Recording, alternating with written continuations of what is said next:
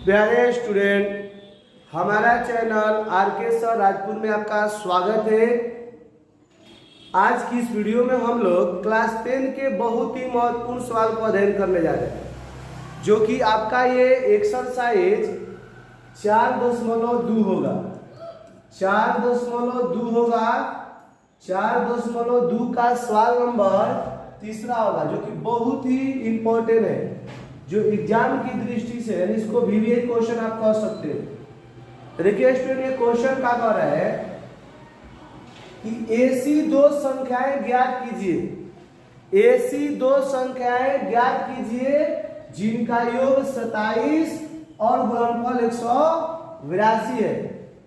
यानी ऐसी दो संख्या ज्ञात करें जिनका योग 27 है और गुणनफल 182 है, मतलब 182 है। तो इसको हल करेंगे।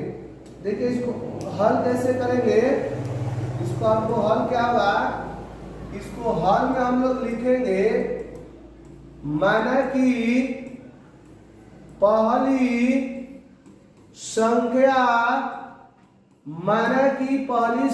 बराबर x, और इसके बाद माना कि पहली संख्या बराबर x, और इसके बाद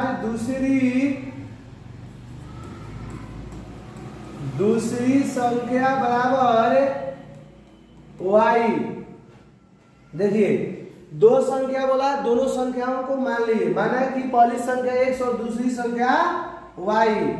तो प्रश्न से लिखेंगे कि x प्लस y बराबर, देखिए जिनका योग मीन्स होता है जोड़, जिनका योग कितना है तो 27 है। जिनका योग कितना है 27 है। तो यहां से हम y निकाल लेंगे, तो 27 माइनस x हो जाएगा, और इसको हम समीकरण 1 मान सकते हैं। अब देखिए इसके बाद बोला है और इनका गुणनफल मीन्स होता है गुना, तो x इंटू वाई बराबर 182। अब देखिए यहाँ y का मान जो निकाले हैं, इसके नीचे y वाला मान रखेंगे, x लिखेंगे, y का मान लिखेंगे 27 माइनस x बराबर 182। अब ये करेंगे, इसमें गुना करेंगे, तो गुना करेंगे 27 में x ले तो 27x, और x में x ले गुना करेंगे s² बराबर 182। अब क्या करेंगे, पहले s² लिखेंगे, फिर 27 लिखेंगे, s² के बाद क्या लिखेंगे 27x, और देखिए जोड़ में है उधर 182, तो इधर लाएंगे तो माइनस 100 का हो जाएगा 82 बराबर 0। अब देखिए आप क्या करेंगे, माइनस को कॉमन ले लेंगे, ठीक है। माइनस को क्या करेंगे, कॉमन ले लेंगे, तो माइनस को जब हम कॉमन लेंगे तो ये प्लस में हो जाएगा s², और माइनस में हो जाएगा 27, और ये प्लस में हो जाएगा 182। माइनस कॉमन लेने का क्या होता है, मतलब कि जो प्लस रहेगा वो माइनस, और जो माइनस रहेगा वो प्लस। देखिए माइनस था ये प्लस, ये प्लस था यहाँ 27, तो ये माइनस था तो प्लस, ये माइनस कहाँ चल जाएगा, यहाँ कुछ नहीं तो एक है, s² माइनस 27, यहाँ एक छुटा है, x प्लस 182 बराबर 0। अब ये माइनस यहाँ एक था, तो इसको बाटा में अगर हम लाएंगे तो ये 0 कर देगा, इसलिए यहाँ पर क्या लिखेंगे, डायरेक्ट 0 लिख दिए हैं। अब देखिए इसको दो पार्ट में तोड़ना है, किसको 27 को दो पार्ट में तोड़ना है, कि गुना करने पर वह 82 हो और जोड़ घटाव करने पर क्या हो 27 हो, यानी गुणनखंड करना है। गुणनखंड का नियम होता है शुरू से, यहाँ शुरू में एक है, इस एक को गुना करना है आपको कितने से 182 से, तो आप 1 गुने 182 से करोगे तो 182 हो जाएगा, और 182 को दो पार्ट में तोड़ देना है, कि गुना करने पर 82 हो और जोड़ घटाव करने पर क्या हो 27 हो। तो ये होगा आपका 14 गुने 13, जोड़िए 14 13 27, और गुना करिएगा तो 182 हो जाएगा। तो यहाँ लिखेंगे s² जेव कहते हो, माइनस लिखेंगे 14x और माइनस 13x, जोड़ेंगे ना 27 हो जाएगा, गुना करेंगे ना 182 हो जाएगा, 182 इसको मिटा देना, 182 और ये क्या हो गया बराबर 0।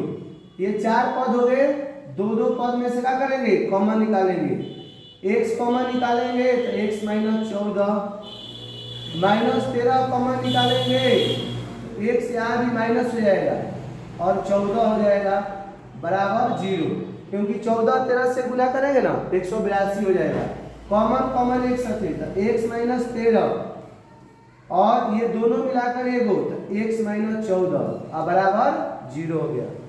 0 दोनों के लिए, x माइनस 13 के लिए भी है और x माइनस 14 के लिए भी है। तो x बराबर आपका 13 हो गया और एगो x बराबर आपका क्या हो गया 14 हो गया। अब ये क्या करेंगे कि अब ये हम क्या करेंगे, आपको थोड़ा सा इधर कर दे रहे हैं, आप इसको नोट करिएगा। देखिए देखिए अब क्या करेंगे इसके बाद कि हम क्या करेंगे समीकरण जो 1 मैंने उसमें मान रखेंगे। देखिए समीकरण 1 में क्या करेंगे x का मान रखेंगे, समीकरण 1 में x बराबर 13 रखेंगे। तो देखिए जब समीकरण 1 में x बराबर 13 रखेंगे तो आपका y क्या मिलेगा, तो देखिए समीकरण 1 का है यहाँ है y बराबर 27 माइनस x, तो 27 में से 13 घटाइए तो ये 14 हो जाएगा, y के मान का हो गया 14। अब देखिए अब फिर लिखेंगे समीकरण 1 में किसका मान x का कितना, एक बार 13 रखे तो एक बार 14 रखेंगे, 14 रखने पर तो देखिए 14 रखिए समीकरण 1 को उतारिए। देखिए आपका समीकरण 1 का है, समीकरण 1 है y बराबर 27 माइनस x और 27 माइनस x का वैल्यू रखना है 14, तो 14 रखिएगा आपको मिलेगा कितना 13। देखिए x का भी 2 मान है और y का भी 2 मान है।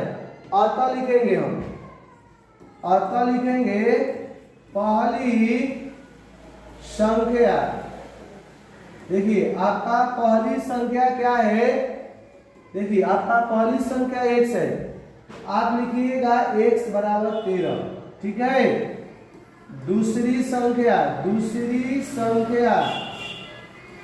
देखिए x के बाद आपने उसको क्या माना है y, तो देखिए x का मान रखे कितना, x के मान रखे आप कितना 13, तो देखिए 13 जब रखे ना तो y का मान कितना है 14। अब सुनिए अगर आप रखते हैं x का मान 14, x का मान रखते हैं कितना 14, याद करके लिख दिए। अब 14 रखेंगे तो आपका आएगा y के मान 13, तो देखिए ये जो आपका आंसर होगा यही होगा, आंसर आपका क्या होगा पहली संख्या 13 और दूसरी संख्या 14, ना तो आप 14 भी लिख सकते हो और बाद में 13 भी लिख सकते हो। बताइए ये आपका वीडियो कैसा लगा, अगर अच्छा लगा तो इसको लाइक सब्सक्राइब कमेंट करना, ठीक है, और दोस्तों के पास शेयर करना। आप थोड़ा सा इसको दिखाई नहीं दे रहा, आपको इस पर घुमा दे रहे हैं, आप देख लीजिए उसको और आंसर लिख लीजिए। चलिए आपको आंसर दिखाई दे रहा होगा, आंसर देख लेना है आपको, चलिए नोट कर लीजिए।